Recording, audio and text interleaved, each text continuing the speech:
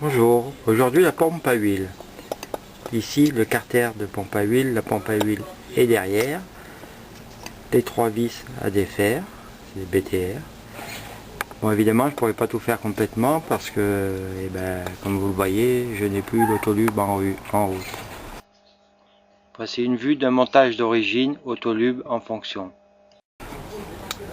Ici l'arrivée de la partie du câble d'accélérateur qui rejoint sous le réservoir le câble d'accélérateur qui vient de la poignée avec le Y là-dessous. Voici à quoi ressemble le Y du câble d'accélération. Ici l'arrivée de la durite d'huile en provenance du réservoir d'huile.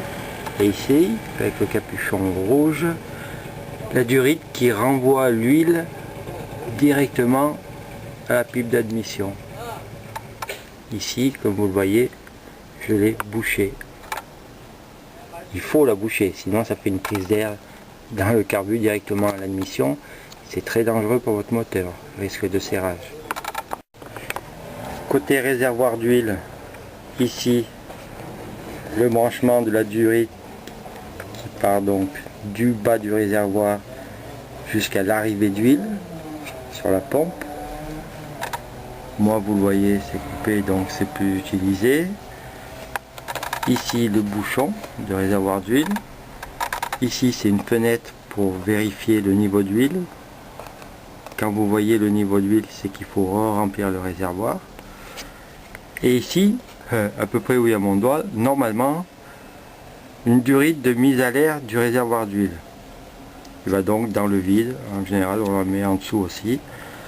Ça permet de faire un appel d'air pour que l'huile descende par gravité et sorte là. Donc je défais les 3 BTR, 1, 2, 3. Tout simplement, comme vous le voyez, moi je n'ai pas de joint. Pas de panique, justement, je démonte pour pouvoir mettre un joint. Et celui-là, il faudra monter comme ça. Et on aperçoit la pompe à huile.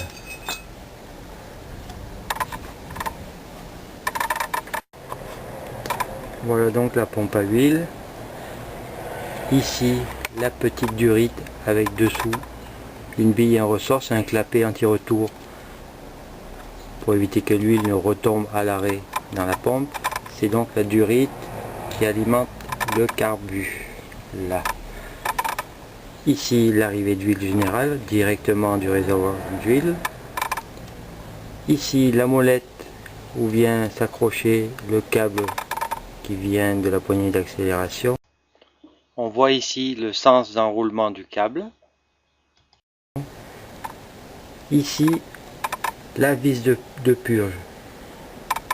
En cas de démontage ou si vous avez roulé sans huile, pas longtemps j'espère, ça veut dire que de l'air est rentré dans la pompe, donc une fois le circuit en route, il faudra ouvrir la vis et faire s'échapper toutes les bulles par là. Petit détail, pour l'enlever la pompe à huile, les deux vis là et là, ouah, c'est dur la position. Ça ne suffira pas pour l'enlever, elle va bouger mais elle est retenue derrière le carter d'embrayage par ceci. Une roue dentée en prise directe sur le pignon de sortie de vilebrequin, une goupille et un clips que j'ai enlevé. Pourquoi je l'ai enlevé? Pour éviter à la pompe de tourner sans arrêt et à vide, puisque je ne me sers pas de l'autolube. Vue de la fixation sur la face interne du carter d'embrayage. Par contre, je l'ai laissé en place parce que ça me sert d'étanchéité entre l'arrière du carter, où il y a toute l'huile de boîte, et l'extérieur. Car vous voyez ici, c'est sec. Il n'y a pas d'huile ici, pas besoin de faire la vidange pour démonter le petit carter d'huile. Sinon, vous pouvez la lever et faire une bidouille avec une plaquette en tôle, en métal, en ce que vous voulez de ce côté, avec une vis qui traverse à la place de l'axe de la pompe et un écrou derrière le carter. À ce moment là, bien sûr, il faut démonter le carter et faire la vidange, enfin du moins vider l'huile. Et bien sûr, si vous décidez de vous passer de pompe à huile, vous faites comme moi, vous gardez précieusement toutes les pièces, pompe, la petite molette que je vous ai montré, clips et axe, de côté bien précieusement, pour pouvoir soit le revendre le jour où vous revendez votre TY, soit la remonter à neuf et ta collection. Au niveau du câble, si vous déposez la pompe à huile, le décrocher, ici, ça c'est moi qui l'ai mis, hein, ça ressemble à un graisseur, c'est un graisseur d'ailleurs. Décrochez le câble au niveau du Y sous le réservoir et levez cette partie là. Ça c'est la première solution. Autre solution, vous enlevez toujours cette partie et vous refaites directement un câble entre la poignée et le chapeau de boisseau. Un seul câble direct.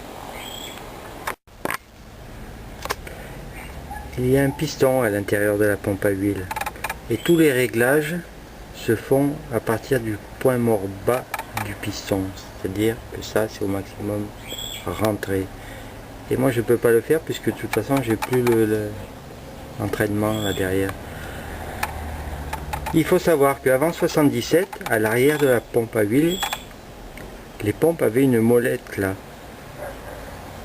pour faire tourner et amener point mort bas, point mort haut, comme on veut.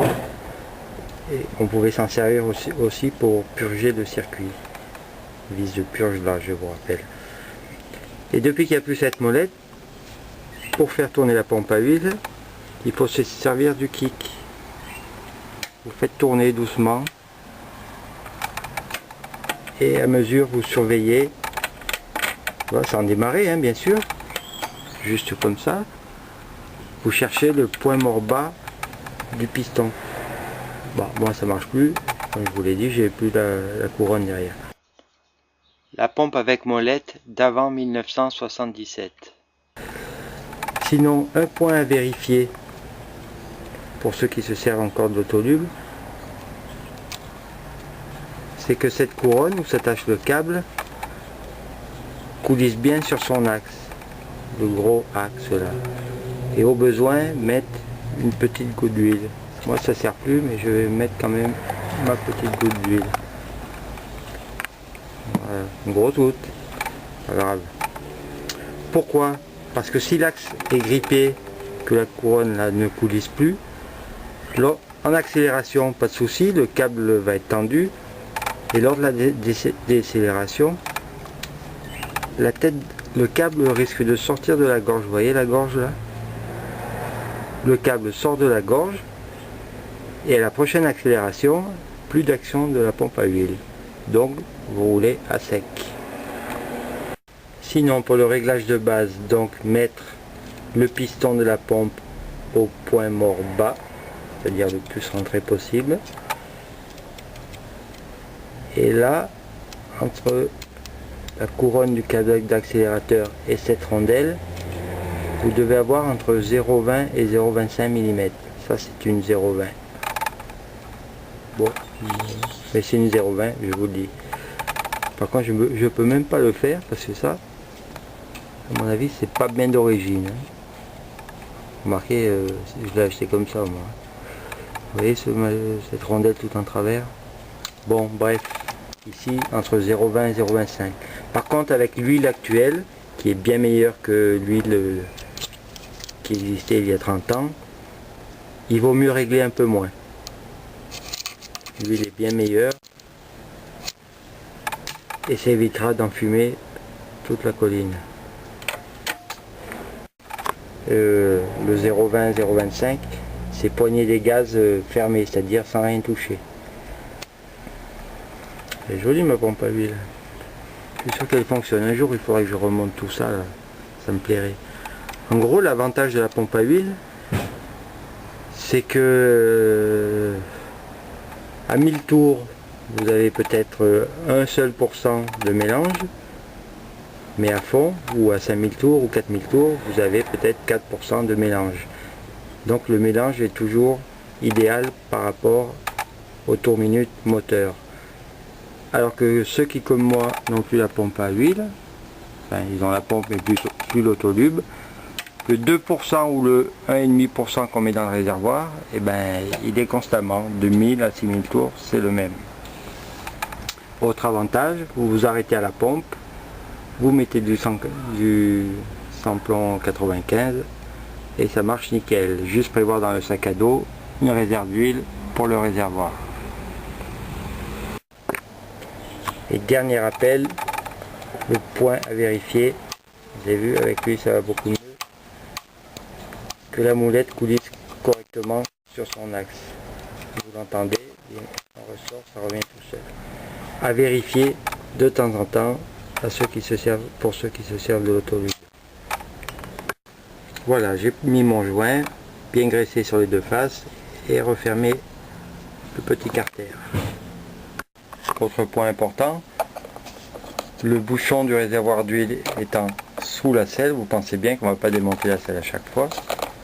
Donc il y a un petit écrou là, papillon, comme sur les anciens vélos, et le réservoir pivote autour d'une charnière. Voilà, plus pratique pour le remplir. Et un petit inédit pour le réglage du débit. Je vous rappelle que c'est au point mort. Voilà, on doit bien le voir. Et en image, ça donne ça, ce que je vous ai fait tout à l'heure. Et les principaux points à retenir sur la pompe à huile. J'espère qu'on verra, sinon je vire. Pour finir, l'éclaté de la pompe à huile. Je laisse juste un petit moment, hein, il suffira de faire pause et puis c'est bon, vous pouvez lire.